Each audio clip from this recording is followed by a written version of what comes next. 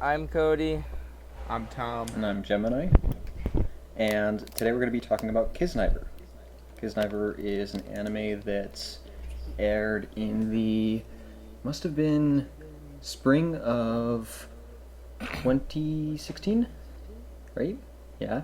Yes, it was And- April 9th, 2016, Okay, the first thank episode you, aired. Tom.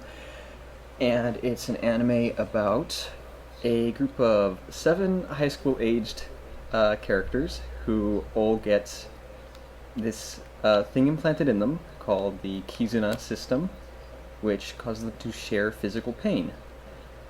And we're going to first talk about the first 3 episodes and whether we think this is a good anime, and then we'll get into spoilers after that. So, to start, I guess let's just start with how it kind of starts off the story.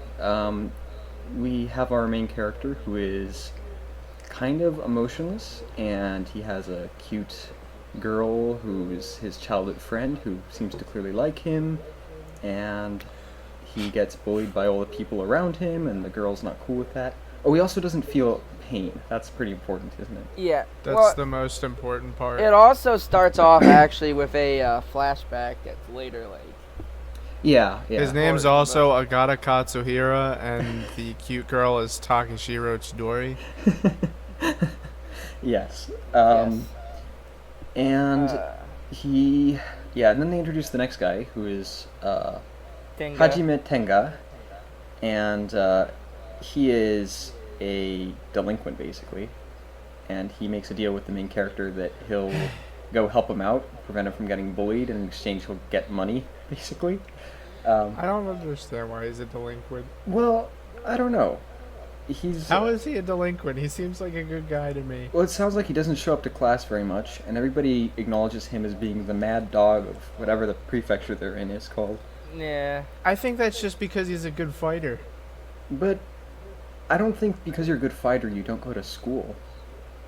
Yeah, no, that's not what I mean. I understand that aspect. Well, of don't being they a also delinquent. call him, like, when they're listing off the ridiculous sins or whatever? Isn't he the Oh yeah, delinquent? we should get to that. So Oh, yeah. there's God. this important character named Sonozaki Noriko, and she is involved in the group of people that implant this system into all of the main characters. And so we jump to her pretty early in the episode, and she introduces essentially all the other main characters by describing them as one of 7 sins, something like that. But they're not the typical 7 sins of like gluttony, lust, greed, etc. Instead, they have all really absurd things that are calling them like kinds of I don't know how do you even describe them? Personalities that you see in modern times, but in kind of insulting ways, like stuff sort of like goody two shoes or And like sloth. yeah. Well, no, they don't exactly correlate them to the actual 7 sins though. Yeah, I know, but we all know who sloth is. Yeah, but there's no like anger there exactly, or not anger. What's it called? Violence. No, what's the 7th sin for the anger? Like it's not rage. Wrath. Wrath. Yes. Thank you.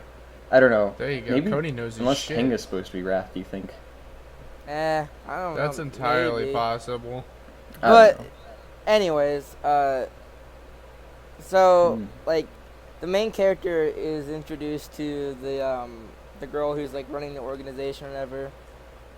And then, like, she randomly kicks him down a flight of stairs that should kill him, but Yeah. And then you find out that all the other characters get kidnapped by these weird stuffed animal mascot characters that everyone else seems to just accept. They look pretty stupid, let's be honest. Like, Called Gomori. yeah, they call them the ridiculous. Gomorin guys or whatever. And basically Yeah. they bring all of the main characters to some underground facility or something crazy, and that's where they put My this God. Kizuna system into all of them. Like, the Gomorian looks like somebody butt raped a hillbilly, and then it's their backwoods inbred child in kinky bondage wear. Wow, that's a way to describe them that's for sure. one way of describing them. Like, they just look horrible and inbred, and I want nothing to do with them ever. Under any I see. circumstances. Well, I don't think any of the other characters do really, but I don't know. You see them like with kids all the time, and the kids are like, "Oh, look, it's Gomurin! Like, yay, stuffed animal, basically, So, mascot." I also want to point out like an early criticism, in that they explain that the reason why the main character survives this huge fall down the steps is because the pain. The whole point of the Kizna system is like to divide like their pain amongst 7 people. So, and they say the reason he survived is because of like the pain was divided, but I have some serious problems with that. Yeah, we'll get like- into that more as we start to talk more about spoilers, because there is some inconsistencies with how they describe the system that we will end up discussing later on. But what these particular inconsistencies are somewhat spoiler related, so we'll get to that later. Okay, so closer to the end of the first episode, we see that they're in the facility where the Kizna system was implanted into their bodies, and they all have to make formal introductions to each other under the guidelines of Mrs. Sonozaki, and it ends up being strange, really, really fucking uncomfortable, to Well, be completely honest with you. yeah, I They don't kind know. of force these people to scream out their deepest and darkest secrets. Yeah, the way Yeah, that but they do it sort of some- because they want to introduce all of the characters as first, because we had this introduction to each of the characters from Sonozaki's perspective, describing them as a sin, but it really puts them into stereotypes. So then, basically after that, their objective is to de-stereotype all of these characters. Now that they're stereotypes, let's make them all unique butterflies. And yeah, it basically, like you said, they're trying to just reveal the special secret behind each one of them. And to be It's honest, troublesome. like the secrets are varying in like levels of how like important they should really be. Like Yeah. it seems really inconsistent. Like Yeah, very much.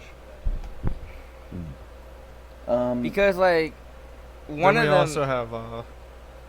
also have Maki Honoka. She's I can't describe her as anything more than the generic cold-hearted chick wearing glasses that is super smart. Pretty Yeah, much. well, that's that literally is- how they introduce her from Yeah. Sonozaki's perspective. Yeah, but it's not just from how they introduce her. That's her throughout the entire show. Well, well, yeah, that's not completely it, but they do sort of have this problem throughout the whole show of they put a lot of effort into trying to make the characters not just stereotypes, but they still sort of are just stereotypes most of the time. pretty much. And so you should also note that in episode 2, like while they're doing this, they pretty much like trap them in a building and like like blow it up or something. Like they set off some bombs. Yeah. And then like they're like like they're tasing the main character.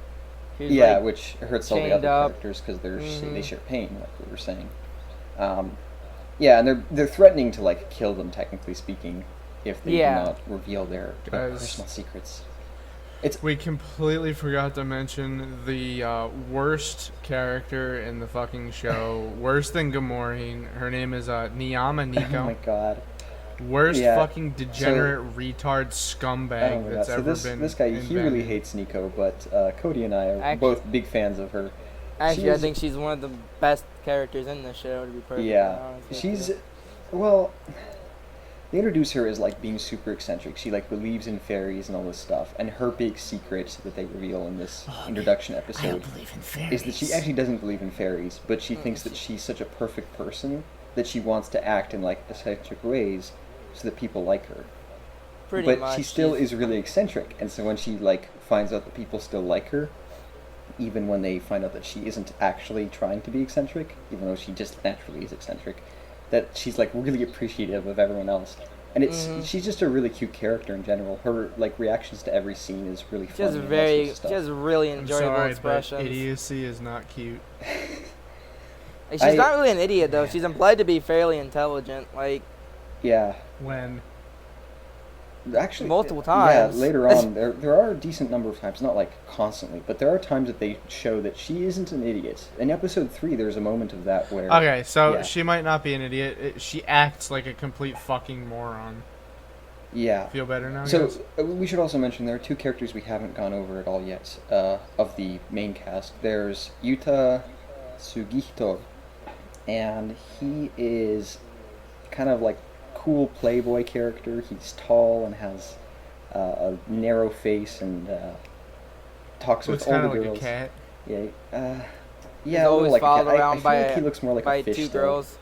Yeah, there's always a couple of cute girls with him. He looks like a racist depiction of a Japanese person in World War II Oh my god. propaganda. Yeah, I kind of agree. You know, you're kinda right. Yeah, Like, they gave him extremely overly squinty eyes, an extremely Mm. narrow face, a really crooked smile. A really awkwardly long neck, but that's also just It's the style. yeah, well, it's really yeah, no. really upsetting. Most of the actually. characters in the show have an awkwardly long neck. His just shows more because he doesn't have hair that goes past his. Guys, Uh-huh. I love the awkwardly long necks. Come on. Well, okay, yeah, we should talk a bit about They're the hot. art style in a bit. But then the last character is Hisono Yoshiharu, and he doesn't actually show up till episode 3, even though he's one of the 7 characters that share pain. So he isn't in the introduction episode, which is episode 2. And instead, his thing is that he's a masochist, which seems like it's going to be a really big problem over the course of the series, because he enjoys pain and he actually really likes the pain he gets from the group, but it ends up honestly being kind of inconsequential. Spoiler. Yeah, he he's- never well, shows up. Like, I don't Like, know if that's spoiler, massive spoilers. Yeah, he sorry, is but completely useless through most of the series, and you Yeah. kind of question why he's a character. he's there. He, He talks with some people. I don't know. he's pretty He much. talks to the main character, is what you mean to say. He does have some worth later on, like way later on, but for the most part of the series, he's literally just a one-note joke. Yeah. He's really there for comic relief most of the time. Okay. All right, are we finished with the first 3 Well, episodes? sort of. Well, there's still some important Oh, things. well, at the end of the 3rd episode, we have to remember that the main character of the story cracks his head on a fucking truck. Yeah, so the main character just dies in the 3rd episode. Yeah. And the masochist, like, pretty much combs his pants. So, man, I have some huge problems with this. Like, Yeah, well, So, let's there- not go too far into this still. But again, basically at the end of the 3rd episode, the main character takes what would be a fatal wound that he survives, supposedly because of the Kizuna system. I'd say more than a fatal wound on this well, one. so Tenga, like, they're trying to, like, get this guy to, like, pretty much be reasoned with, and Yeah, the he master. seems like he's not going to, and he's, like, keeps running away from him. So Tenga's pretty much says, like, we're gonna make him realize, like, that they're connected, and so he goes to throw himself off the bridge or whatever into the freeway, but like before he can, because he's like really scared Yeah, to. like into the the line main of cars. He's gonna Yeah, jump off. the main character instead throws himself into the freeway into a bunch of cars and slams his head into a moving truck, and then Yeah. falls into a He lands in a convertible. Car. Yeah. yeah. The people Wait, in is that it convertible. I thought it was a truck bed. No. No, it was He a hits his head convertible. on the truck, but then he lands into a convertible that was behind the truck. And the two people in the Okay, convertible okay. just turn around and they're like, "What the hell is going on?" Yeah, they look. look pretty confused. Yeah, I think also they weren't trying to do that because they wanted to make the masochist realize they were connected. They were trying to do it just to stop the masochist because they could catch him because he basically just like goes orgasmic every time that he feels pain. Yeah. So their plan was like throughout the episode they're chasing him and like just like flicking each Tenga other in the keeps hitting forehead and people. stuff like that to Yeah. reveal where he is because he always like makes orgasmic squeals whenever he feels Mhm. pain. But that's pretty much all there is to the 3rd episode. Well, yeah, really. There's- but we skipped over something important in the 2nd episode, which is we kind of get the feeling from the very beginning that Chidori, the childhood friend with red hair, Oh, likes yeah, the main you're character. right. But at the 2nd episode, basically, they kind of had this moment near the end of the episode, have a which is actually confession. a kind of nice Yeah. scene where It she is a sort nice of scene. confesses to the main character. But she That's sort her of says, introduction. "I liked you, not I like you." So it sort of is Mhm. like, And that, yeah, that was supposed to be. I the don't thing think she said that revealed. she liked him. I think she said she loved she him. said she loved him, yeah, Well, something like that. Okay, but this is getting into like the Japanese. How do you want to translate it? Yeah. There are words for like literally "I guess. love you deeply" in Japanese, like aishiru, fuck but you, they use Gemini. suki, which is sort of like you, love you. It's sort of, I don't know, not so easy to directly. It's translate. like you in a romantic Well, way where okay, you want so- to be Yes, serious. that is They- definitely what they're saying. They try to add some characterization to like some of the characters in episode 2, But really, the only character that really all it is like Tenga's afraid of dogs. Yuta was fat when he was in middle school. Nico doesn't actually believe in fairies and is still an idiot. Yeah, Nico doesn't believe in fairies. And then Chidori gives her confession thing. Yeah. And then Oh. the episode ends with Maki saying she killed someone. Yeah. And That's probably the most important one in all honesty. yeah, it bothers me a lot that we have this this episode about getting to learn all the other characters, and the masochist character doesn't have anything that he reveals to the rest of the group, and that's why he's in the episode after, because there's nothing else to him. And then There isn't Maki nothing actually else. What the isn't hell did required. he ever reveal about Nothing. himself? Literally all that we learned about that character He's a in the masochist. entire fucking show is that he's a Stop it. masochist. Don't get too far into the later parts of the show. We don't want to spoil too much, but. Well, I didn't even but- spoil anything there. Yeah, but you're saying that nothing happens with him. I guess I already sort of did say that. I already let the beans out. Like You've spilled the already beans. fucking dropped the beans all over my wing. Okay, fine. And then one thing that bothered me a lot was you have Maki's thing where she comes out and says that she killed someone. She also had like this moment where she was going crazy, like when she was separated from the group. Oh, yeah, that's yeah. right. But basically, she comes out at the end of episode 2 after everyone else is finished confessing their secrets. I killed And someone. yeah, and she just comes out and grabs one of the microphones and says like, "I've killed someone before," and in kind of like a creepy way. Episode ends after we just had like Yeah, an no. emotional scene. But then the best part is in episode 3, she's like, "Nah, I was just kidding, guys." Well, no, yeah. What bothers me more Kind of. is that they are given a mission. Basically, they're said that they're going to be getting damaged periodically unless they complete this mission. Survive the summer. And so Well- they go through all these things, like introducing each one of the characters at a time, and then when they have the emotional one where Chidori, childhood friend, confesses to the main character, it's like, oh, that was the really emotional, important one, now it's over.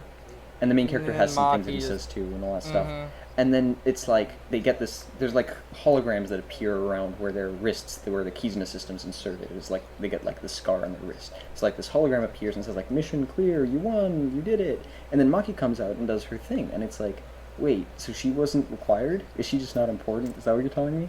And it's obviously because they wanted it to be like the emotional payoff of, oh, they had the really emotional scene, they had the emotional completion in one kind of moment after.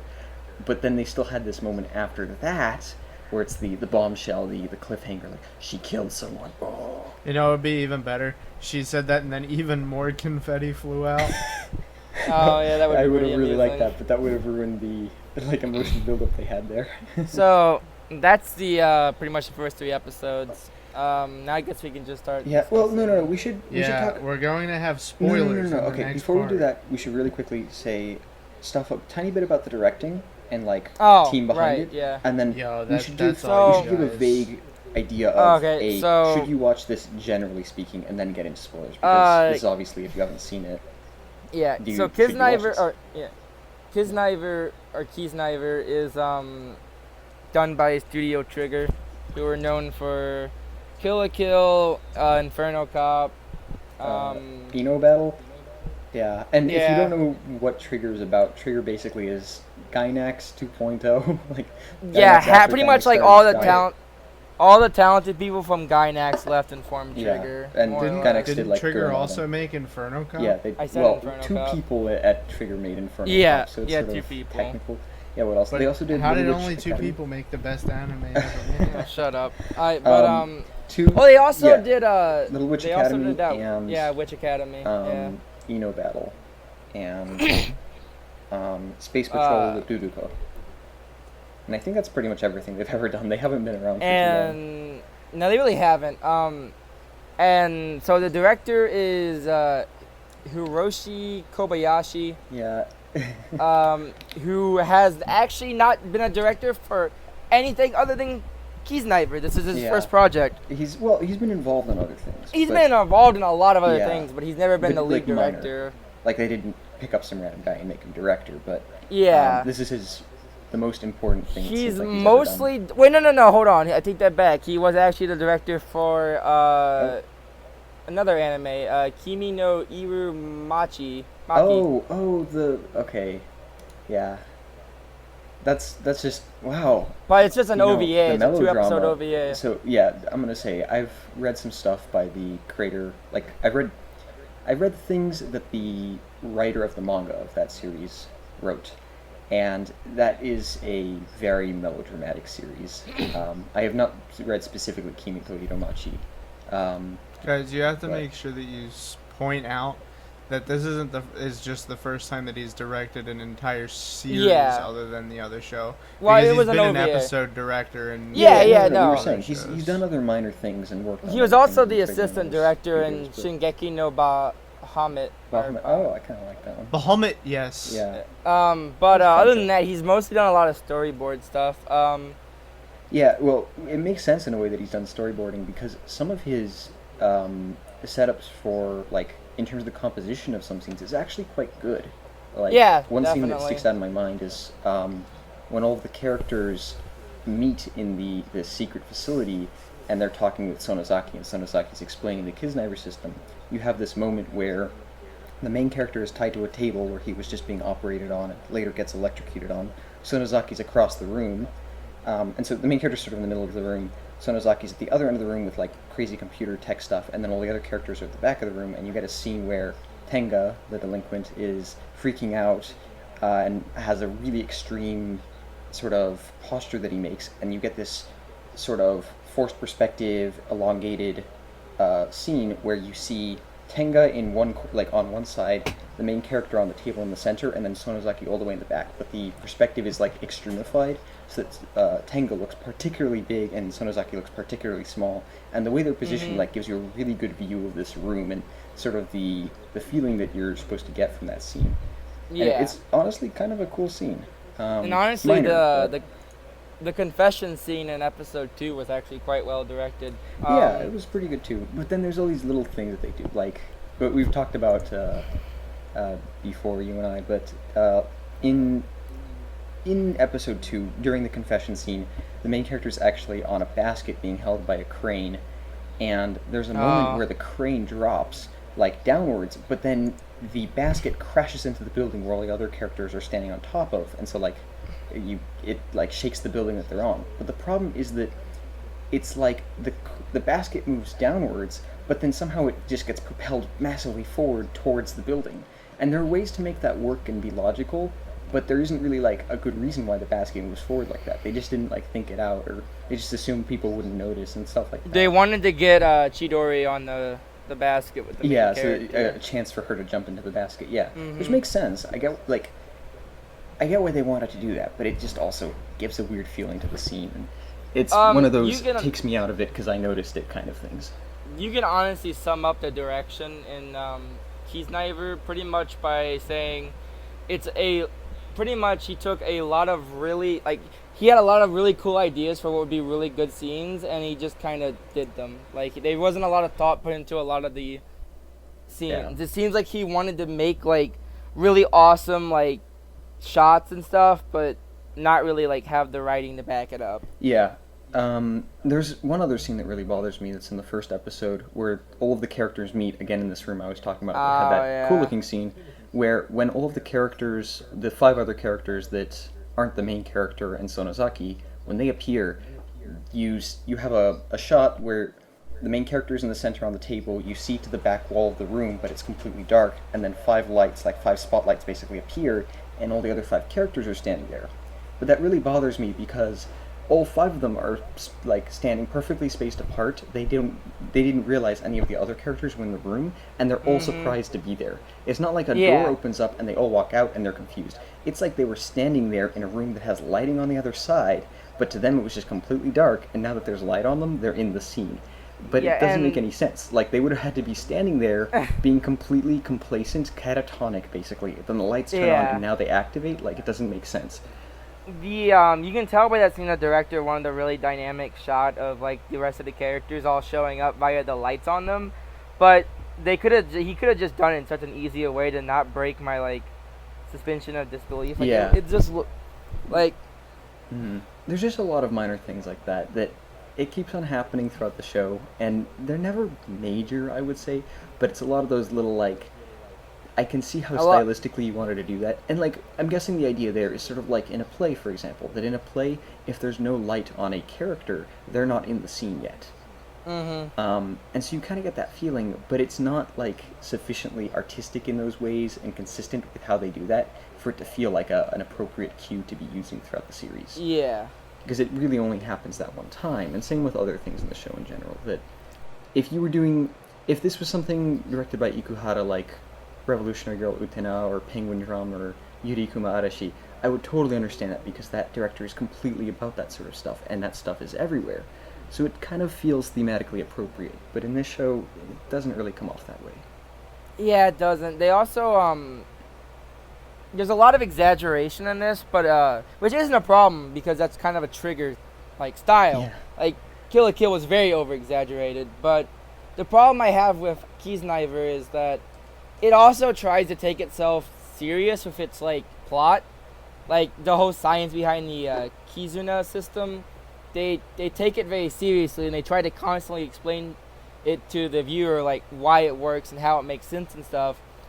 But then they also still fall back to these exaggerated actions, such as, like, they get slapped in the back of the head or something, and, like, they're all writhing on the pain, like, on the ground in pain. But then, like, later in episode 3, the main character throws himself into a diesel truck, pretty much, and they don't even seem to be fazed by it.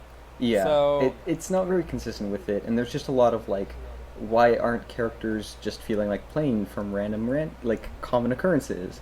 One thing that bothers me a lot is I think eventually they're trying to say that the masochist character was in the building with the other characters when he was getting the they thing did say that. added to him. But then throughout the second episode, why aren't they feeling random pain from the masochist hurting himself? Why did they have to wait till the third episode the next day when they're going to school for that to happen? It doesn't really make sense. Yeah, The masochist you think totally they would would have have been been all about doing that Yeah, earlier. yeah, you would have assumed he had been doing that since the start. So Like, it's sort of but convenience for the story to ignore these facts, but it's not. It kind of, like, shows in weak writing, which, getting to the writing, yeah, the show is so the written- writing. Yeah, you You can go. Alright, so the show is written by Mari Okada, who, if you don't know who Mari Okada is, she has done the writing for shows like Anohana, Black Rock Shooter, let's see, like Sakurasu no Gosick, Pet no Kanojo. yeah, like what was Kodomo no Jikan, Well, Nagi no some of Asukara. those, she wasn't like the original writer. Yeah, like Wait, Nagi no Asukara, she Yeah. wrote the original story. Whereas Kodomo Yeah. no Jikan, she was just adapting Hold on, being hold the on. scriptwriter for the Guys, show. she did Jinkan? Yes. Jinkan? What? Kodomo no Jikan? Yeah. Yeah. Yeah. Why did you call it Jinkan? Whatever. Let's not get into that. I don't need to That's criticize. just what I call it. Really? Oh my god, that fucking show, dog. She also just recently was the series she did the series composition for Mayoga. Mayoiga. Mayorga. Yeah, Yeah. Mayorga. She was doing both of those at the same time, and I tried watching the first episode of both of them for sure at the time, and I kind of was like, wow, these are And- kind of terrible. Also, like, Wick Sauce, Selector Infected Oh, Wick yeah, Sauce. I Like, kinda she's like done Wick Sauce. she's done a lot of stuff, but Yeah, it's and- Wick Ross, not Wick Sauce, just yeah. so you know. oh, Most Sorry. people say it wrong. That's one of the silliest names I've ever seen of anything, because you'd think it would either, like, if you're supposed to pronounce the X as a cross, then it would be Wick Cross Sauce, and if it's an X, then it's Wick Sauce, but it's actually supposed to be pronounced Wick It's- Cross, so it doesn't We really all make know sense. it's much easier to just call it Selector. Yeah, it and technically last but is, not I least, don't like it. she also was the series composition for she also did the series composition for True Tears, and the script for several episodes.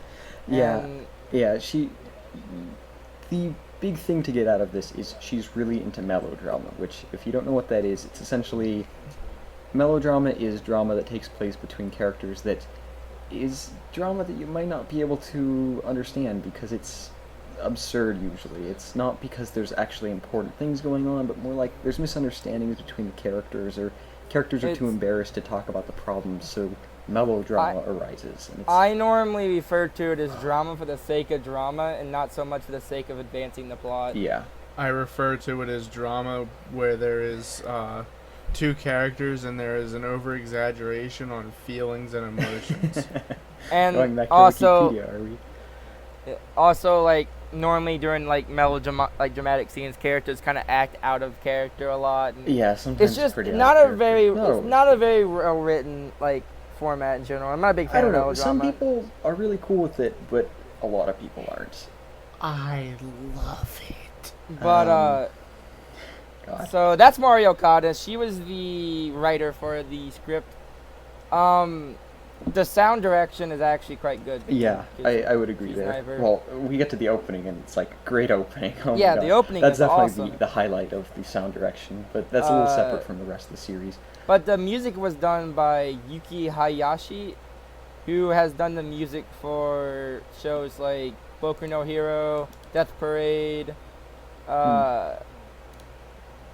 and the Robotic Notes and a few others. Yeah, I don't know. None of that's like really that notable to me. If it was like Yeah. the person who worked on Kill la Kill, for example, I'd be like, really? Like Kill la Kill was way Yeah. better, but yeah, like But, those yeah, are the the best music- parts about Kill la Kill anyway. The sound direction Mario and music Kart in also general are involved pretty in Oh good. my Kokoro God. Connect, right? No, she didn't. God. No, she Guys. wasn't. Okay. You always remind me of her. But Guys, what? Yes. we're forgetting the most important part Oh, of What? the entire series. The opening theme song. Oh, you yeah. just had mentioned it. Yeah. Take on Me by Aha. Oh no. Okay, so it's actually done by Boom Boom Satellite. Yeah. Who? But yeah, I don't know. Boom Boom Satellites is just a good group. it is a really good opening with good visuals, but it does have a very distinct sound.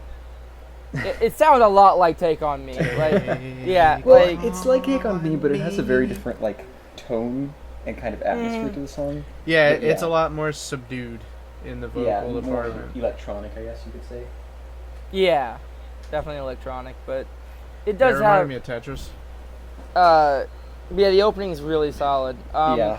The ending is, I want to say the ending is done by Sangatsu no Fantasia. The ending is fucking trash. Is that? I wouldn't- yeah. I wouldn't call Yeah. it Okay. trash. So the Alright, it's not trash, the but it's definitely not good. the ending theme is done by Sangatsu no Fantasia, and that is the only thing they've done. Actually, is the ending theme for Kiznaiver. They've not done anything else as far as I can tell. You say Sangatsu, and I'm like, I was gonna go be like, hey, you watched Your Lie in April, right? Do you know what that means? And I was like, no, wait, that's Shigatsu. It's like, because in Japanese, months are just like number and the word for month, basically. So San being 3 and Shi being 4. It would be like basically March, like Fantasia of March or something like that would be what that the group would mean, like the name of that group. But that's pretty unimportant. Okay, so Cody, what would you give this out of 10?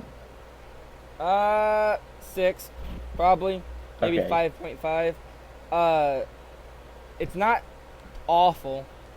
I mean, the writing is pretty bad, but the yeah, I'd give it a 5.5 out of 10. Okay, Alright, Tom. it's time for some hatred to come my way. I feel the avarice and the sadness, and everybody's gonna want to fucking shoot me when I say this, but I really like the fucking show. I'm gonna go ahead and give it an 8. Oh, really like the show. Very Eight. generous. Okay. Yeah, I'm gonna. Well, I mean, it ain't a I masterpiece, don't know. You but seem to really like it towards the end, from what I remember. But yeah, but the beginning was so fucking boring and horrible. okay. Well, I would also kind of give a similar opinion to Cody. I think I would go with 6.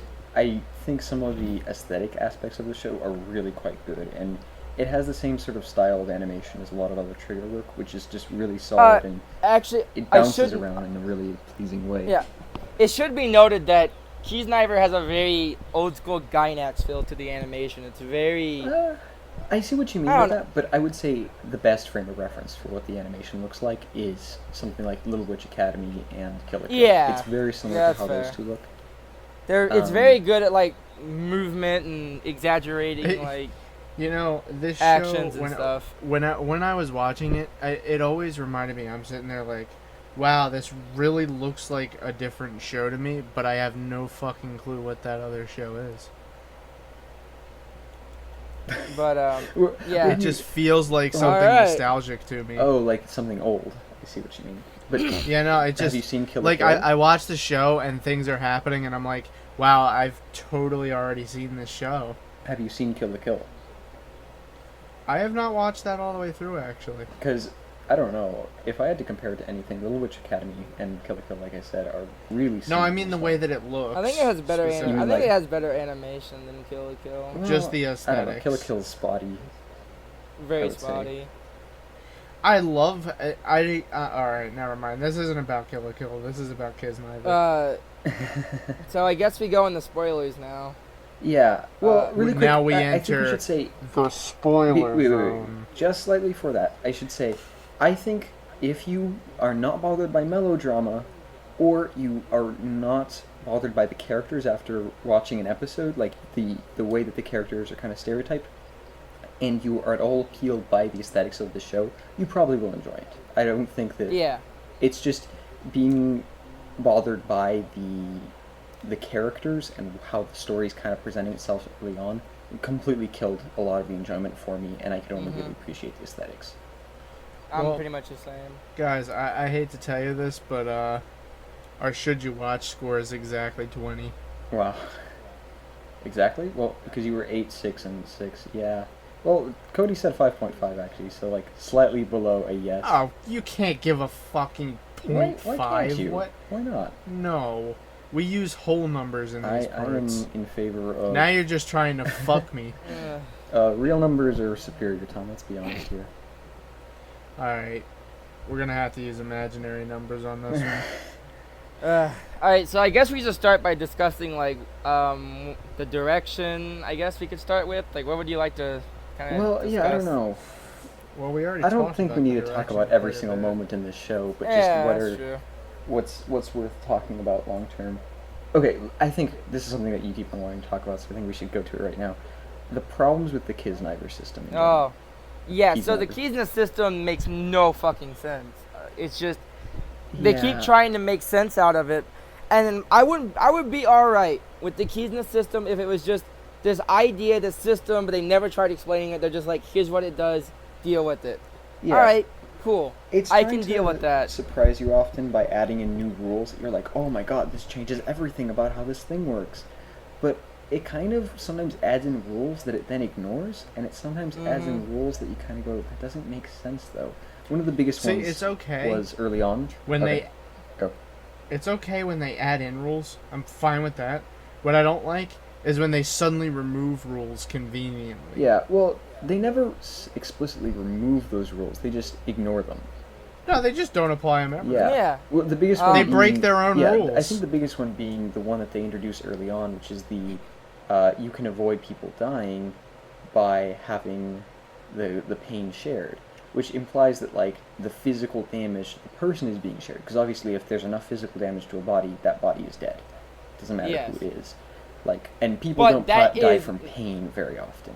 Like, And you that have is to suffer never literally the applied case ones. anywhere. For example, when the main character throws himself in the freeway, his face is all fucked up, but nobody else has any damage to their face at all. Like, they're all Yeah. perfectly fine. Like, they have no broken bones, no Mhm. nothing. Even though they should all be, like, pretty fucked up. Yeah, it Um, feels almost like instead it's like people still take physical damage, but the show is treating it like people have health bars or something, and that it's more like Yeah. you share damage to your health bar. That's more what it And, feels like- like, honestly.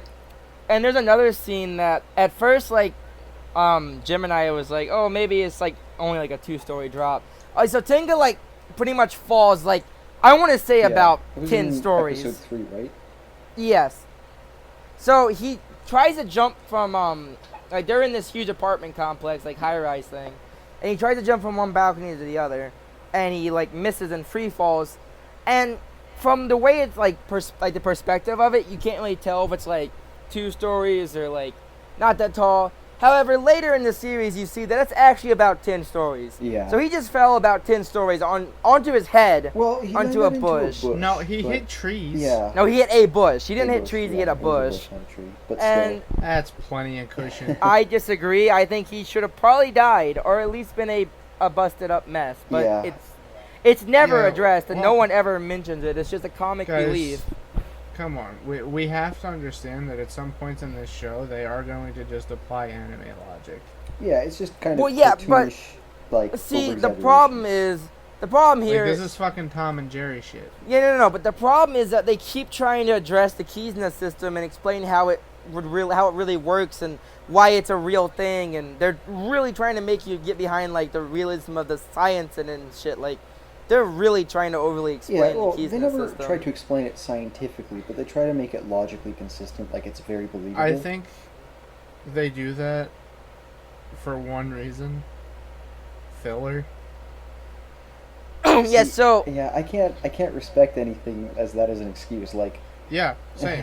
Same. I actually that brings up another good like point to be made, in that there's a lot of fluff in this show. No fluff. yeah, there's just a lot of moments that sort of feel like they didn't need to be there.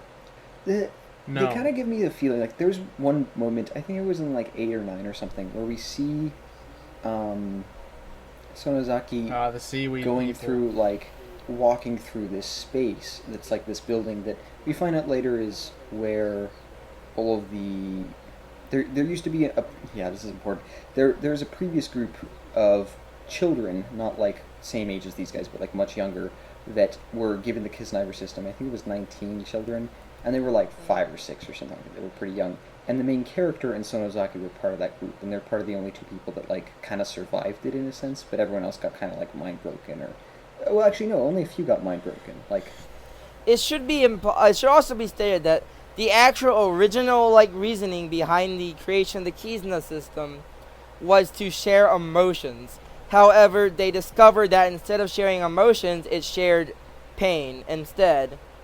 Yeah, except they were fucking idiots, and they decided to put all of the Yes. pressure of a whole shitload of kids Well, on one they didn't kid. mean to. It was an accident that happened. I know it was an accident, but they're dummies and they're stupid. Yeah, and that Yeah, one kid and was so- Sonozaki, though. You pretty much find out Sonozaki is like doped up with about Yeah. who knows She's how many pain always meds. She on makes ridiculous a heroin things. addict Like, say, she's pretty much "Fuck." consistently doped to I can't feel nothing status. Because if she isn't, she dies, like, from pain overload. Yeah. She's just Well, kidding. I don't know. It still never seemed clear, because it seems like she doesn't necessarily feel the pain of everyone else, but they still put her on this. Like, Well, it's they don't make it very clear I'm- how that is. I mean, they state that if she doesn't get, like, her, like, pain meds, she dies. Yeah, Like, you know that. I'm gonna give you guys one of my legendary anime theories right now. Oh boy. So what I think happened is, here, hold on, let me get real close for this one. What I think happened is that the injections that you see here being given throughout the entire show, they're actually nanites. And the nanites, what they do is they continually restore power to the Kizna system stored inside of her. Because I'm gonna be honest, other than that, how the hell does that thing get power? they say it only lasts for so long. Yeah, They give it a because limited it's only time. supposed Yeah, to last but for the she's long had it for like 15 years. That's also true. But why would they keep? God. You know. So they keep charging it up just to keep fucking with her.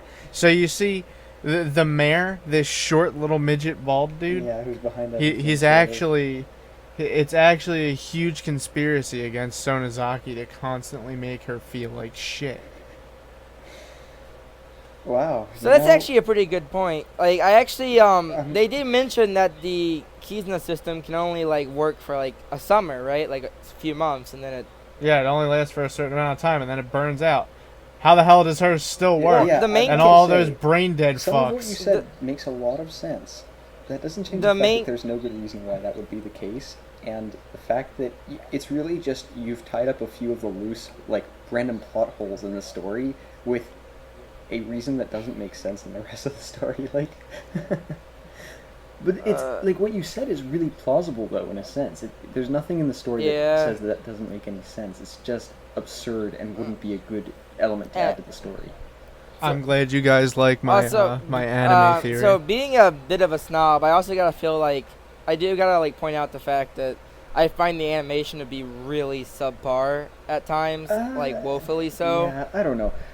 Yeah, specifically the wide shots where the characters. The are much wide smaller. shots look really. They don't look bad. It's just the character models look atrocious. It's an artistic choice and it looks beautiful. And I wouldn't be as against it if they didn't know if they like the. It's just the characters in the wide shots just don't look. They're so bad looking. It's actually apparent to me, and it's artistic flair. And it takes me out of the scene a bit. Like, you plebeians. I don't know. No, there's nothing really artistic about it. Anime is a industry where they try to make things cheaply. Let's be honest here. It's those wide shots look the way they do because they're usually aren't too long and it's easy to do it and there's not a whole lot of animation going on and they're supposed to be far away, so if you can't see them in much detail, it's okay. I don't know. But I don't think it's really worth discounting them too much for that because there's so many moments in the series where the animation is really quite good. Yeah, that's true. It does have really good it's animation. Just sort of like picking and choosing your priorities.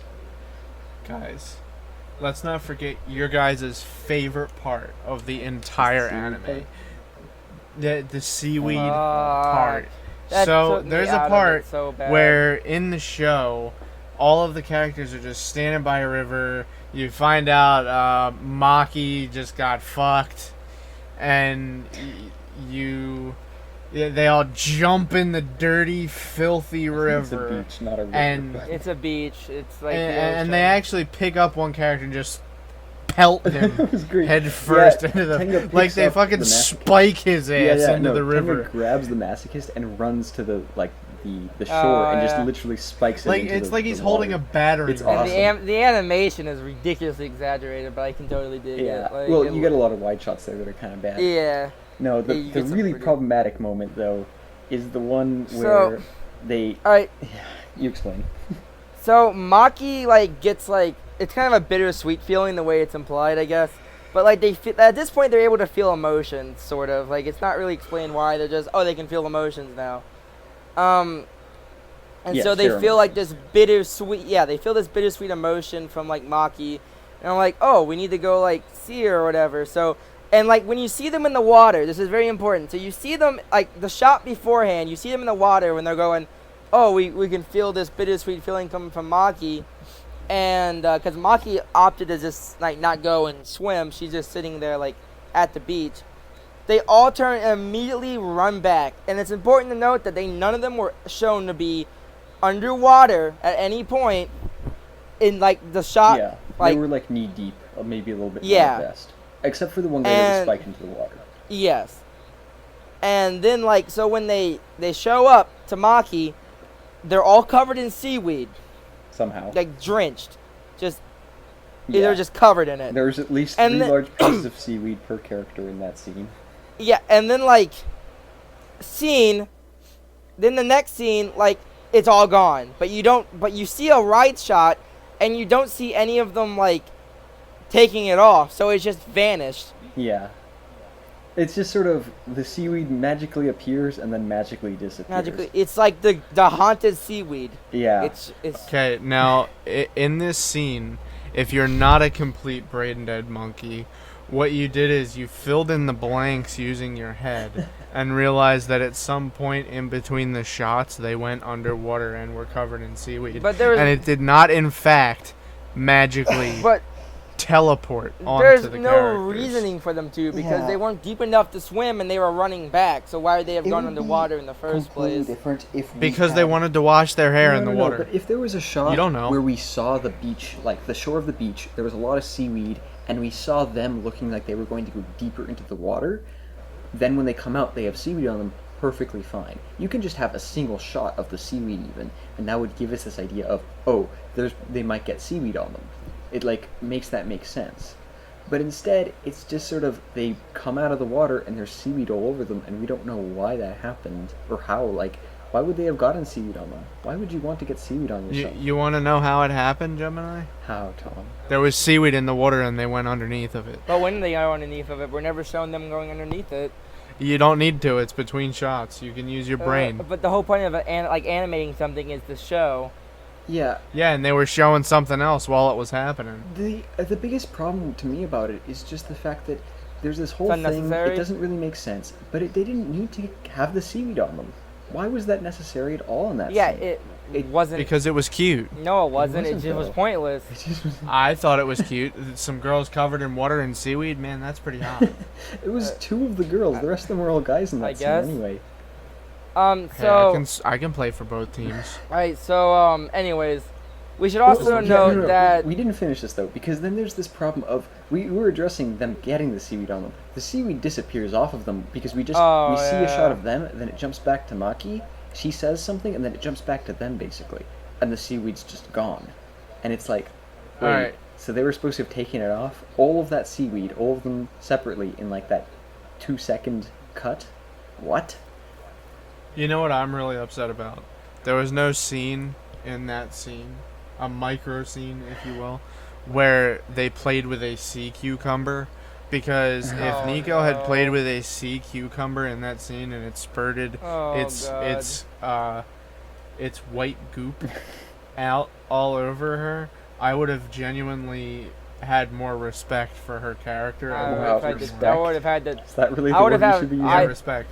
She knew how to handle that cucumber. I would have taken a point off for unnecessary fan service. But I don't know if I You would take have gone points that off far, for that? but I add points for fan service. when it's like, that was like supposed to be a pretty serious scene. Like, Yeah, but sea cucumbers make everything better. I disagree with that statement. I yeah, think that's an overdone I'll say, trope. considering that they have this very nice art style and stuff, they don't have a whole lot of sort of etchy scenes, and I'm really There really okay isn't with any that. fan. There really isn't Yeah. a lot of fan service in this at all. It's And I don't Yeah. understand. So you guys are complaining that there's not enough fan service. No, I and think then it's a you're good yelling at thing. me about sea cucumbers. Actually, I think it's a good thing. Yeah, It doesn't considering need to how have much time fan they service. waste in the show doing random things, if they would have wasted more time by giving us fan service, it would have made it that much worse to me. Mm-hmm. I agree completely. If it was kind of fan service, but it was there instead of the other things that wasted our time, I'd be more okay with that. But there's just a lot of like large parts of the story that you could cut out, and the story would feel just as interesting. Pretty much everything involving the cat masochist could be just completely removed. Yeah, He suddenly he is. adds almost He nothing to the offers story. He doesn't nothing. even need to be a character.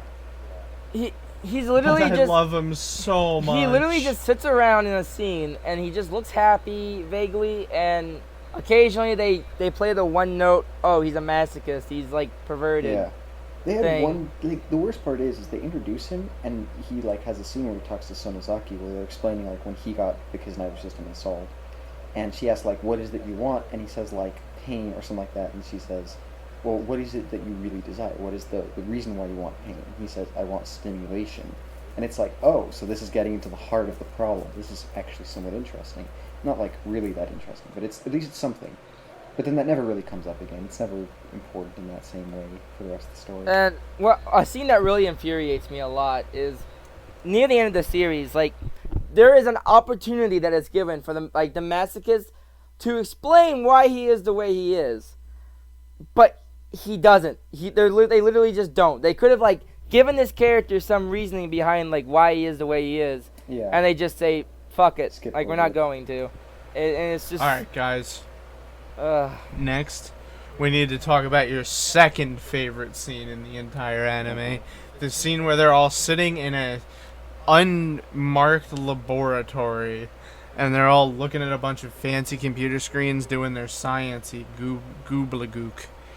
And then all of a sudden she starts explaining strange love pentagons Oh Yeah, no! between the characters that just You say she. no We're not talking about no Sonozaki. previous history. There is a group of teachers that the main characters, well, two teachers that go to the school that the main characters are from, that they're involved somehow in the secrets behind the Kiznaiver system, and they're spying on the main characters. And basically, they bring all the main characters to this facility, and the teachers are spying on them, and they basically start like declaring shipping. It's like, are you kidding me? We're just gonna And go for this? what? Yeah, they And start. this is in like the 9th episode too, Yeah. so it's at the very end and it's not even important. And so they It's not start- the very end, but- No, it's not the very end. So they start like declaring these shippings, right? And Yeah. most of them make sense. Like Yeah, a lot of reason yeah, behind a them. couple of them were like very clear. Like Chidori likes Kitsuhara. Main character, Childhood yeah, friend likes and main character. Tenga likes Chidori. Yeah, likes childhood friend Chidori. And then you have Yuta and Maki, who are pretty obvious. which they had been doing like from the beginning of the story, so that's like pretty clear. Let's make this very, very apparent right now that they only said that Yuta liked Maki. They did not say that Maki liked Yeah. We Yuta. knew that already. Like that But would make me feel- Maki's pretty much asexual at this point in the anime. Yes, but at the same time, Sort it does of. seem like she might turn around towards him at some point. It Oh doesn't yeah, seem- yeah, definitely. Well, she was also implied to be kind of into her friend too, so I Yeah, wouldn't say yeah. she's asexual. I thought that was Like- interesting, but they didn't do enough with it nearly. They to, didn't, like, yeah, make me I like, agree. Oh, that was cool. It kind of seemed to me like she was just kind of fucking with him. But then again, she was getting kind of really fucking into it when she was all up on Yuta. There was this one scene where they're at That was the really summer weird. house, Yeah, that scene is never and it just out addressed. of fucking Well, nowhere. You know that she just starts getting all up on Yeah, Yuta, that's- and she's like, "Yeah, fuck me, daddy," and kinda, yeah. She's Not- like, not to you that wanna degree, like, but- and then a bunch of Gamorin just burst into the You know, fucking house and ruined my life. that's a really good point because they never address why that happens ever. That is just a scene that happens, but I don't think they ever really explain why. Like she's kind of out of her mind, I God guess, damn it. but it is never explained why she acts that way. Yeah, like, why specifically? She pretty much straight up says, "I'll make you feel good if it makes you feel good." well, no, she says like you want to see my breast or something, and then like he's just the like. Would it make you Yeah, happy? do you like big boobs? And it's like clear Yeah. that she's sort of implying like, do you want to touch my boobs? Yeah. Mm, Well, let's but, get to the annoying part though, because yeah. basically. So Yeah, you explain. alright, so they're like declaring these shippings, and I was expecting this bullshit from the start because having watched Nagi no Asakara, I know what happens when Yeah, when Mario Okada writes touches something. a. Mm-hmm. Hey, that's a different show, guys. so, Let's leave that out of this. Pretty much, they start declaring all these shippings, and for the most part, they were pretty obvious. But then they all of a sudden declare that Nico, who has shown no interest in anybody at all, is like madly in love with Tinga. But they've like barely talked. They Like say there's madly like in love, but it doesn't really make any sense. Is the big problem. I would definitely say madly in love. I'm gonna be honest They with you. didn't say madly in love though. they did. Yeah, no, but she kind of fucking stalks the shit out of him. Well, yeah, it's really. Hold on. Are you You joking? mean at the It's very end? interesting. No.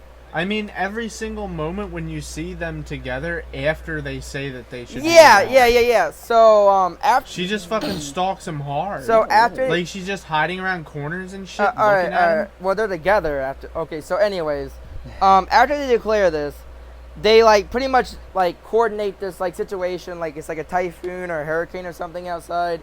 They're trapped in a school. They pretty much like coordinate them getting Like split up from each other. Research facility place. Yeah, they like pretty much coordinate so they all get split up with the person that like they're interested in or whatever. Well, And so yeah, they try to like put pairs, so they put Kitsuhara and Chidori in one room, and they put Tenga and Nico in another room, basically. it's really weird. So like Nico has really, from what I can tell, never displayed any interest in Yeah. Tenga at all. But then now that they've like confirmed that she's interested in him, she suddenly starts acting like she's interested in him Yeah. a lot, and Getting, it's like completely embarrassed out of whenever he does character. something nice to Yeah. her and stuff like that. And then it just pretty much leads into one of the most melodramatic like things Yeah, I've yeah, ever and then seen this in my melodrama life. ensues after Just that and gets worse and fucking worse. insanity. Yeah, because Kitsuhara Like- likes I- Sonozaki also. We didn't mention that. Yeah. After that point, it's when I started to really like the anime. There's actually It turned really good all of a sudden. so there's actually a really funny shot, right, where it's like it shows the main character and Chidori are like running or something. Or either like I think it's that they're running. Or is it no. Like Chidori is like about to give like a full confession or something. And then it randomly cuts to a shot. Yeah. It just randomly cuts to a shot of Sonozaki just sitting in a train, just kind of writing it. And then cuts back. Well, Yeah. okay. No. But in the middle of this, great confession, the main character, Agata-kun, he is just such a big dickhead. He doesn't even fucking listen to it. He literally jumps out of a goddamn window. No. Well, He hold goes on, into hold on. the- It's not. He doesn't jump out a window. It's that there's like Yeah. window doors that he runs out into Oh, well, the So, outside. yeah, anyway, when it's we're- Alright, you're so the get- fucker you're- jumps hold off on, of hold a on. You're roof. getting ahead of yourself. First off, they randomly just intercut with this scene of Sonozaki riding on the train Yeah, well, for no reason. The train makes a And bit then- of sense because the place that they're at is where the previous Kiznaiver experiment Yeah. took place. So they're trying to give you an idea of this space. But Mhm. like I've seen shows like Evangelion do that really well because we repeatedly see Nerve headquarters throughout that show, No. and we get like a really good feeling of this space. So when we spend time just walking through the area, it's to give you an idea of what this place is like. But this place isn't that Yes. interesting and it isn't that important. But we Yeah. still get these cuts of her going through the train and sorry. walking to where the main characters I have another anime theory for you guys, Oh, real Oh quick. boy. You know this train scene that's happening Yeah, right then yeah. and there. Well, you want to know why they actually show you that train scene? are. Why, Tom? So that later on, when they sneak back into the facility, they had a way of getting in. You But know, that wasn't a good reason though, because why would the main characters know about that train? so I just want to say that. That's why. Yeah. Okay. They Hold weren't there on. when the train was there. They weren't It was there. only It was just Sonozaki. Sonozaki. But the main character was. The No, he main character wasn't. wasn't at the train at that scene though. He was on. Oh my god, so it's even worse than I thought. All right. Anyways, I have my How own. the fuck did they know about the train? I have my own personal theory about why this scene was there. I'm listening. All right. So they're about to have this confession scene, right? And then while they're together and stuff, it just randomly cuts to Sonozaki. You know that the main character kind of likes Sonozaki, and you know that Chidori likes the main character. So my theory for why they showed this this random ass shot of Sonozaki is to imply that Chidori is about to get NTR'd. Yeah. She Sort got of. hit by the metaphorical train. No? Like Like, I they are honestly setting you believe up that's for why it. that scene is there. Well, Like, yeah, it's sort of implying that Sonozaki's going to join the group. She's coming is sort of what that scene is showing us. But and, She's coming. and then she shows up, and it pisses Naughty me boy. off because it's actually a good confession scene, and of course, the way it has to turn out is that the main character sees Sonozaki and then runs away and doesn't listen to the confession, and you don't even hear it. It's- Dude, let's not even begin to talk about the deep depression that this throws Chidori yeah. into. Holy wiener. And then like That girl. yeah, she just gets wrecked basically the whole anime. yeah, for she no good gets reason. completely wrecked. Jesus Christ. And Except, no, there was one scene where I had my hopes up. I was like, oh my god, they might actually do it. He's gonna get with Chidori. It was when they were at the fucking summer house, and they ran into the little barn thing where she was about to get butt raped by the guy dressed up as a Gamorrean. And then she's like, it really makes me sad that you didn't give him his money, and oh my god, girl problems.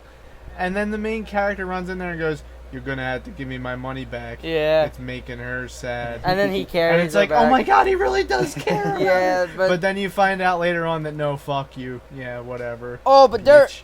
there is actually a pretty like outstanding little scene where it shows Sonozaki when she was like young, and it is like Oh my god, that turnaround. It scene. is Yeah. honestly It's like very goat. cute. Yeah. It Very is cute. like goat scene. Like it is like greatest of all time levels. It's of, everything I wanted Nico It to was be, but she wasn't. actually pretty damn good. Like the animation, just holy Yeah, shit! no, It was it's just they make Sonozaki a cute. Oh, it's nice. like it was pretty magical. It kind of hurt a little bit. Yeah, but it's so like unimportant to the rest of the show. Let's be honest. Yes, but you watch it for that.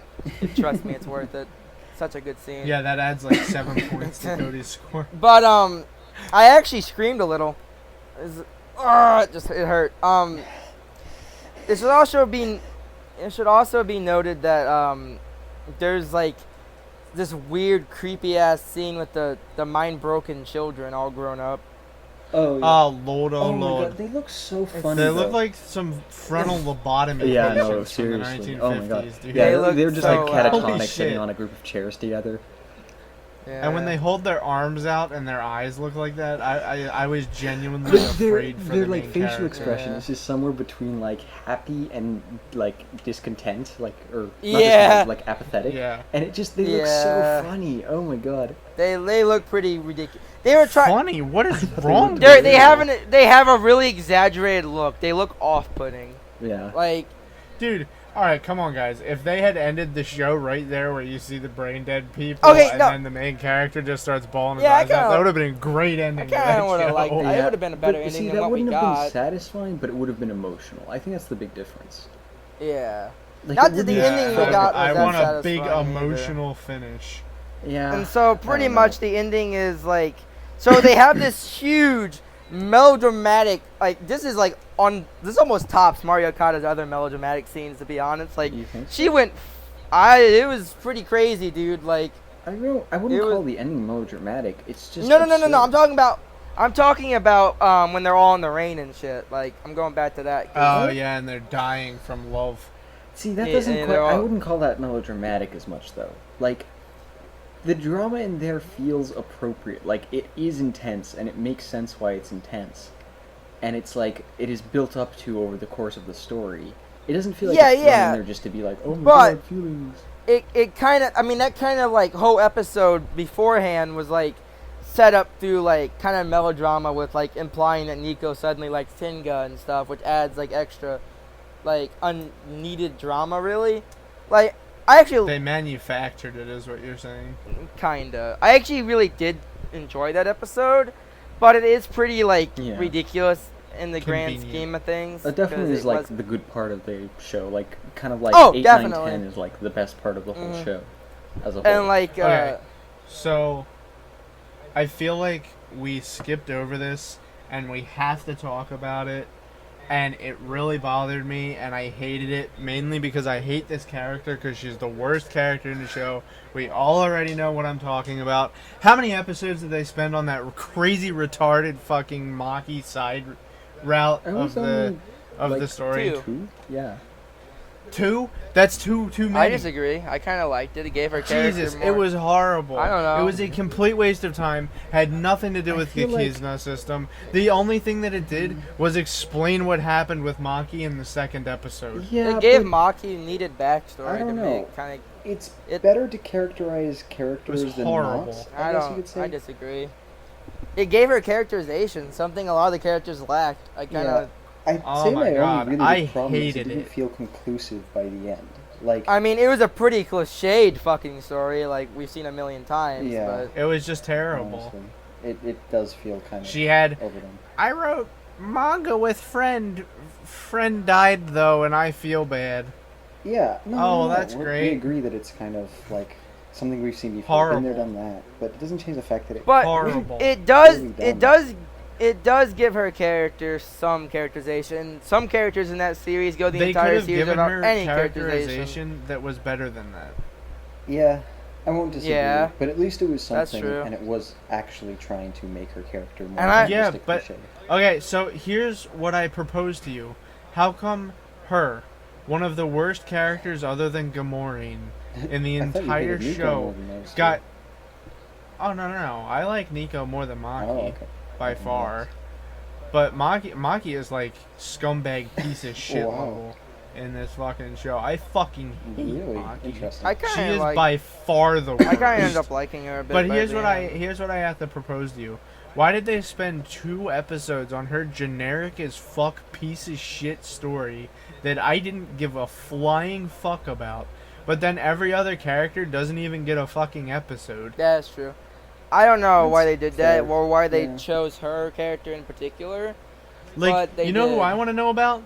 Where's Tenga's backstory? He's That's the guy I'm he's interested afraid in. of dogs. There's his To be honest, backstory. He's the real man. Yeah, but why is he afraid of dogs? Did a dog bite him when he was little? I can't imagine there being that good of a reason. Yeah, I can't either. I guess like you could But write a whole story about that being the whole point, but You based could on write a the- whole the story thing- about just Tenga. Yeah, but the thing Tenga is a likable the- character. The quality Tenga's of the best writing doesn't character. create my expectations for it being good for that sort of thing either. Mm. Like, I want to like the main character so much, but he's just nothing compared to the real main Well, character. the main Tenga. character is nothing. That's like the whole Yeah. point of him is he's just kind of Yeah, no. a The nothing best part character. of the show is listening to Tenga yell and scream Yeah. Not that Tenga is and a flex That his reminds me thick of one of my neck. favorite scenes, like comedy scenes in the show. He falls flat on his No, face. no. The one where the Gomorin, I think it was, have captured Hisomu, the masochist. They're like kind of like they're kind of attacking him almost, and he kind of is like having that orgasmic sort of expression, and he says, "I am against violence" in his like kind of ridiculous orgasmic state. Me Yeah, too. and then Tenga sees this and he wants to like rescue him basically, so he starts running over there to like attack the Gomorin, and he shouts, "I'm against violence!" But it's like, it's really funny because they're both saying something ironic, but it's a different sort of irony. Like, because one is literally... Yeah, like, whereas he's Tenga's against using but he violence to enjoys save the somebody violence. and stop yeah, violence. but it, like, because, Yeah. I don't know. You get the joke, but it's... I really enjoyed It was that. pretty enjoyable. It was sort of clever. Tenga had a and lot I of the wasn't better expecting. moments when it comes to... My favorite scene in the entire anime, like for comedy aspects, I mean, has got to be Tenga goes up to the teacher right in the front of the room because he's fucking with the with his friends, and he just looks the guy in the face and he's like, "You're an asshole," and then he just turns to walk. And the guy trips him, and he doesn't even try to stop it. He just falls flat on his face. Doesn't even pull his fucking hands out of his pocket. Yeah, I only he think just that was lets meant to be himself comedic, but it pretty was funny. kind of Yeah. it was funny Yeah. to watch. I don't think it was intentionally funny, but it was fucking. Yeah, it did look pretty hysterical. funny The looking. guy just fell flat on Yeah. his face and And just didn't do takes it. anything to stop it. It was. It looks horrible. It looks pretty silly. It made me laugh too. Oh my god. My favorite scene in the show, for obvious reasons, sadly has to do with the worst character in the show. And that's when it was one of the only times when the masochist got to do something. It was when Maki was getting recorded by the TV studio. And yeah, all I of her remember that. friends showed up to help her because there was this little internal struggle thing going on between her and Nico, where they were like, "Oh, are you my friend? No, we're not really friends." What? And it kind of really broached the subject of what is a friend, like what really is a friend. What does it mean to be somebody's friend? And Maki was like, "No, you're not my friend." And Nico really, really wanted her to be her friend. So saying that they during the approached scene, the- she had an emotional Yeah, breakdown. but saying that they approach the theme of what is a friend is like kind of giving the show too much credit, I feel. Yeah, I agree. That's what I got Well, out that's of clearly it. what they're trying to do, but it's not like they do it in any way that isn't beyond just asking the question, literally. That scene spoke to me, okay? Let me finish I guess it's explaining the what difference between an 8 happened. and a 6. So, what happened is she had a mental breakdown in front of a like TV camera crew who wanted to interview her because she was a legendary mangaka, and she really didn't want to do it, and she like had a fucking emotional breakdown right there, like an anxiety attack kind of deal. And all of her friendos showed up at once, saved the day. Tenga pretty much ripped somebody's wiener off, and then the masochist is sitting there recording them without their permission. And my favorite part of the entire show is when the TV people look at him and go, "You can't record us without our permission." And he goes, "What do you think you're doing?" Oh my god, I felt Well, yeah, so 'cause he was good. He's the recording- best yeah, character in the show. Yeah, because he was Oh, recording man. the TV crew recording her when she didn't want that. Yeah. Yeah. And he's like, "I'm gonna send this to everybody." God. And then he I did. don't know. Yeah. It's still... They ran like bitches. Yeah, I guess. It still doesn't leave much of an impression. I don't know. I think Are you serious? That was the best scene in the fucking anime. It was... Other I than just- when he's to be crying on honest, his I knees think my and what problem should with have it been is the I've seen end. that before. Like, Mhm. I consume a lot more anime Yeah, of slash manga course, than but- you do, Tom, and Wow. I don't know. That's a scene I've seen a billion times over. Yeah, it's a pretty commonly done scene. Just because I see it a lot doesn't make it any less effective for Okay, me. fine. Effective do is we have effective. anything Get we over should- it. I think we need to talk about the ending a bit, and maybe not Yeah, I in great agree. detail, but And why it shouldn't have been the actual. yeah, ending. it's sort of... I've seen this thing before, but it basically just They kind had- of... It's like the problems are all solved, and then they make a new problem out of nowhere. Yeah. Can I like change my number to a 7.5? Yes. Because the ending was so like they had the opportunity to end the show so well at so many different points closer to the end of the anime But they chose the worst fucking way to go out. They could have ended it multiple ways. They could have gone for a more depressing ending, like ending it after like they all kind of split up after like the huge like emotional like shitstorm. Yeah, after the breakdown. Mm-hmm. And they could have ended it like with the mind broken people. Yeah, but like Kitsuhira's crying. They kept pushing it up and up, like refusing to end it at good times. Katsuhira, sorry. And then like, so what ends up happening is they're all kind of split up afterwards. They kind of all like bitter or sort of like just upset. And for a little bit, they're just trying to like Nico. Well, pretty much like the main character and the masochist are like the only two who still talk. And honestly, this is where the masochist really shines. Like he's kind of a bro. Like during the last little bit. Surprisingly, of the series. This is the only important role he it has is true. In the Like show. he was pretty much just otherwise, like, other than the Maki well, scene. but that's the sort of scene that they could replace any other character with him doing. Yes. That's the big thing. Yeah, but it feels special because it's the masochist character doing it. Yeah, I really felt like if another character had done that, it wouldn't have been as special to me. Okay. If it connects with you in that way, that's fine. But I can't say it did with us. Like I feel like the rest of everybody had their own special role in that moment, and only he could have filled that role. Yeah, I don't think so. Like Tenga was the strong man who came in to muscle them out. Yuta was there to block her from the cameras. Huh? No. We're talking about the ending, Tom. No. He's talking. What? No, what do you mean? We were talking about the camera scene for a few seconds. Yeah, we were comparing it to the camera scene. Maybe I see. Saying how pay attention. The masochist was only important in that part where he was being a bro because that's a role only he could have done at that point in the story. That's more of what I'm trying to say. Whereas the scene with the cameraman, like, you could have replaced that with another character and it would have kind of been the same. I agree.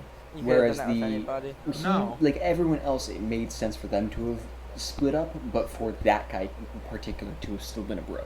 So that's why I feel like that's the only scene where he was necessary. I agree. He was really like. Well, he also didn't really have much of a choice. He fucking lived with the guy. He was like really likable during that. He had his own place. He had his own place. Here's a question. In the third episode. Yeah, but he moved in. I feel like with. It seemed like they never really stayed, but maybe I don't know. You know, I have a really good thing to point out about this actually. So Tenga was living with the main character, right? Like, he was sleeping over at his house almost every day. Where the fuck did Tenga go? I imagine he had his own apartment. Yeah. Where was he before? I don't know. Doesn't matter. Why was he living with Anata? Because if he had his own place to live. What did you say his name was there? Anata. That's definitely not his name. Agata would be his name. Oh, it's Agata. I've been calling him Anata for like. Oh no. Anata means you in Japanese, if that's what you're going for. Yes, I know. Why would you say Agata? Everyone called him Katsuhira throughout the whole show anyway. Yeah. Yeah, I know. Because I'm looking at the character list and it lists Agata as his name. So now I'm just going to refer to him as Silver Dude. He's the main character. You do that. Just call him main character. Just call him main I've been calling him. Yeah. Yeah, that's what I've done for the most part. I mean, come on now, guys. So the ending is really badly forced. Yeah. Sonozaki just kind of... She goes crazy. Tries to kill herself. They make you think she did, but she doesn't. And then... Well, she does a lot of things, and she basically just goes crazy. Like, not... She, apparently, yeah. Not in a way that she looks like she's acting crazy, but she just basically decides to do some crazy shit for no reason. Yeah, and I guess they pretty much cut her funding and they say the project's over. But then she has another army of Gamorreans. Now, I really want to talk about this part specifically. You know what I thought was really interesting? The white Gamorreans were the good guys, and they made the black ones the bad guys. But see, I have problems with this because every time. Where the fuck did the other where did all these hundreds and thousands of black Gamorreans come from? If the white Gamorreans were her staff and stuff, they all were. They were all released. Lying to her. If the Gamorreans were basically hired by the team that was running this system, when was she getting so many people on her side of this whole project? When she's pretty much gone crazy with this motivation. Listen. You want me to give you another anime theory? Go for it. Alright. So, my theory here for the Black Gamorreans is she used the Kizna system secretly to control a large group of people in a way where she could use them as the Black Gamorrean. And my evidence for this is that she used the two goons who teachers used earlier in the show. They got introduced Yeah, randomly. they used them to their advantage why were they at the during show? the invasion. Yeah, those two characters, like, they... So what I'm going to say is, yeah. it's haven't actually brought a them up till giant now. army of Kiznaivers. That would make me really mad because that actually is pretty relevant. No, So- those two characters that they randomly give Kiznaiver to, like the Kizna system What was to the just point them, of that? like they're connected. Yeah, those two characters were completely relevant. You know, I was gonna... there was a scene that Yeah. there was a scene I was waiting for the entire anime with those two goons. It's like, what the fuck? Because their entire motivation, the entire show, was to fuck with Tenga, and the scientists who made them Kiznaivers, they knew Tenga's weakness. They didn't tell him for some reason. They even hinted at it. They were like, I know his weakness if you think you can really take him out. And I saw not a single dog. Yeah, you're right. Yeah. But those characters... I was waiting for it the entire I was going to time. mention this when we were talking about the Maki arc, the 2-episode Maki arc, but kind of the way that it took up 2 episodes for just that one character kind of gives me the feeling that maybe they were planning for the show to be longer and they weren't sure how long it was going to turn out. So That's possible. they were kind of writing it so that they were going to make the Maki arc like 3 episodes long, and then they kind of realized, no, we're probably going to have to make this 2 episodes long, and it's like, okay, that's fine.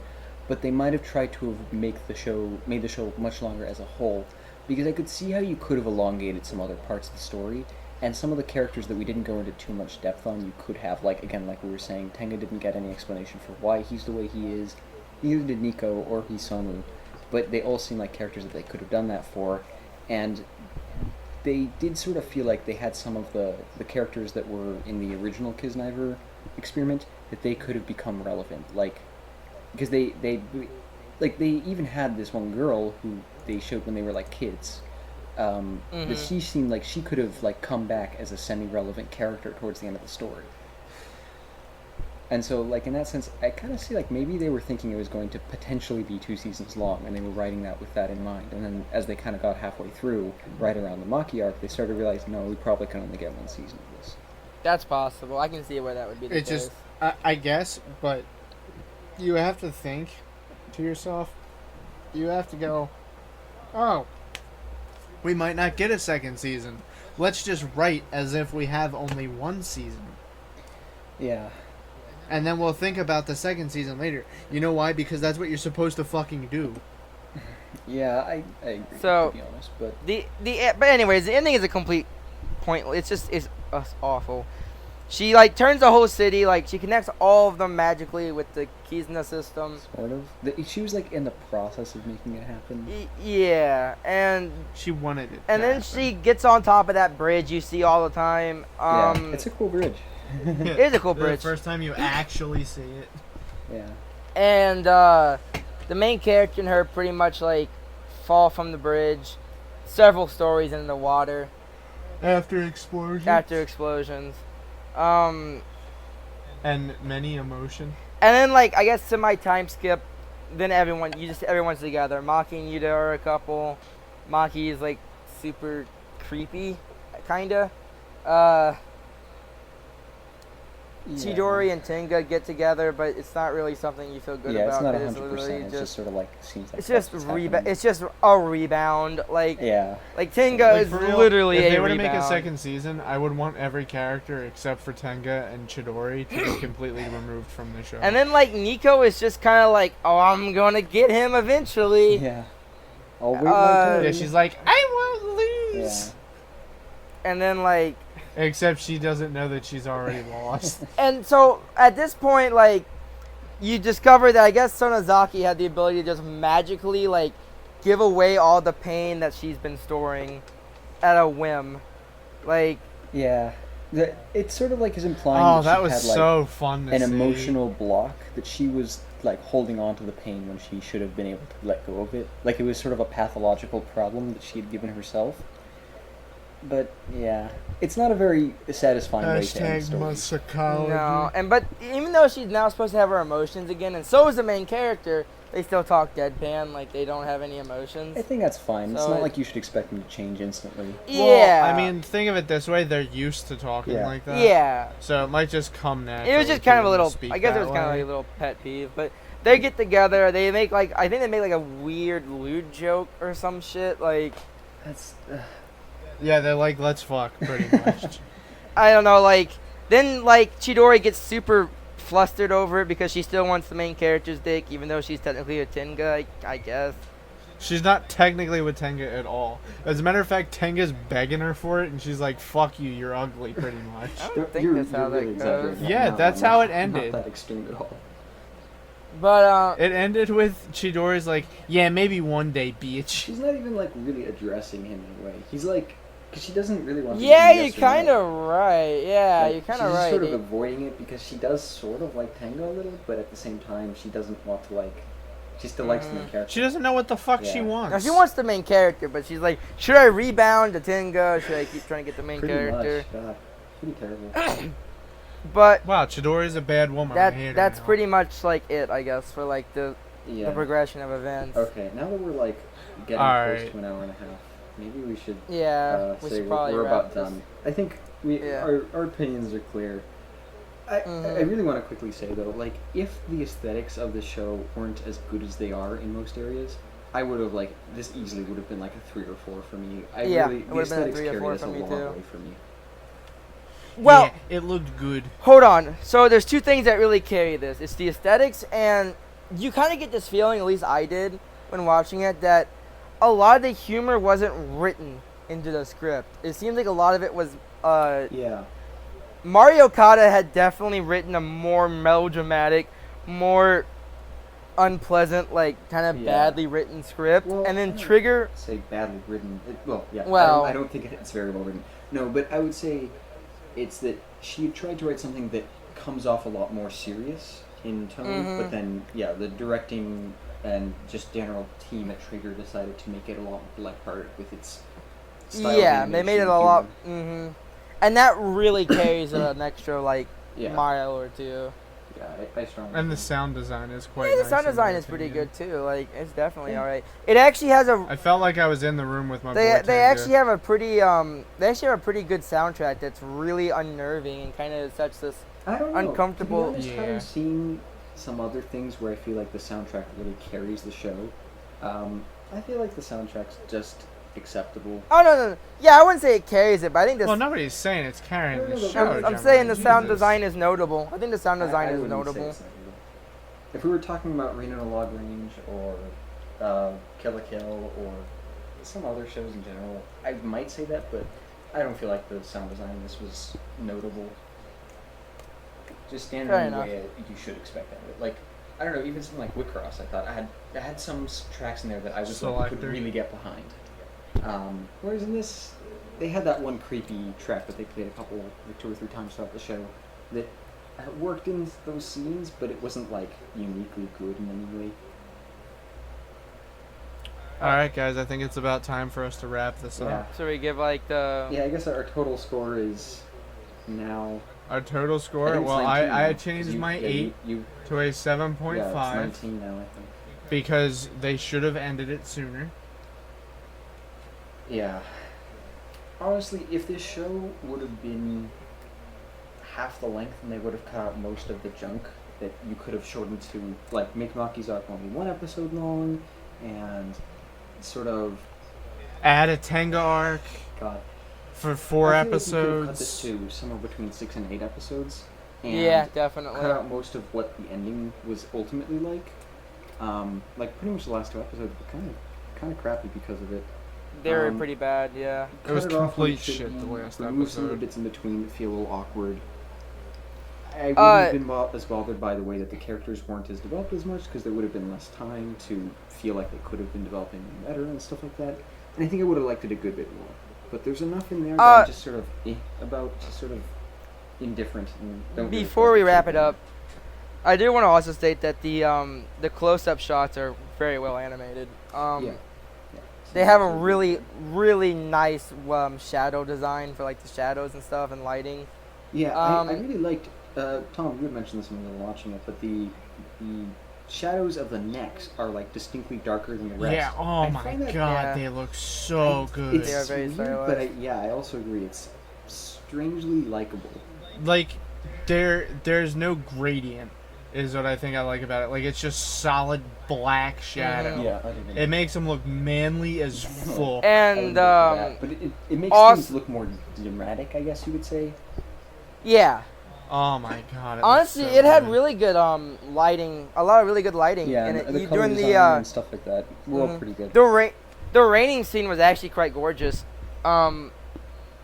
When they're out in the rain and stuff. Yeah. But and the flashbacks should be noted too because they are actually really well animated Yeah, and most actually of the flashbacks extremely scenes are fun to also good look. too. Yeah, I like the flashbacks because if you look really closely, whenever something bad is happening during a flashback, they have the place is completely grayed out except for a few choice items, and on the sides and the top and bottom, you can see like a kind of foggy, you kind of remember it. Yeah, they do a Look lot of to effects. It's never. I But don't know. whenever something really good and memorable happens, the whole thing explodes with color. Mhm. But It's very reminiscent of the scene in Clannad After Story oh boy. where Nagisa's walking away from her one true Yeah, love. this is. We now need And- to like explain the spoilers. We're spoiling After Story too now, Tom. Like, Well, it's in the very first episode as well. so but you're suck spoiling my wiener. Clannad then. That's like 2 seasons. Yeah. All in. right, my all wiener. right. He likes a particular style that they went for. All right, that's all I need to know. yeah. And so, Yeah.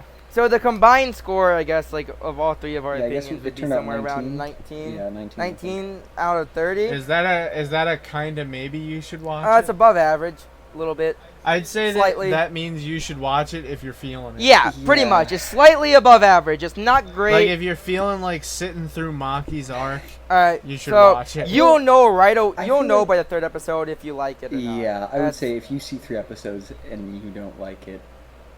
Don't watch it. Don't It doesn't watch get it. any better. Yeah. Well, no, I'd say No, the I biggest can't thing, agree with the it. first 3 episodes don't have too much melodrama. I think the other thing you need to know is if you understand what we mean by melodrama and you don't like melodrama, do not watch this. Don't watch it because it does come Okay, up later. So and if you don't mind melodrama, I'm gonna have and to you think it's disagree with okay, you guys here. You'll probably enjoy the melodrama.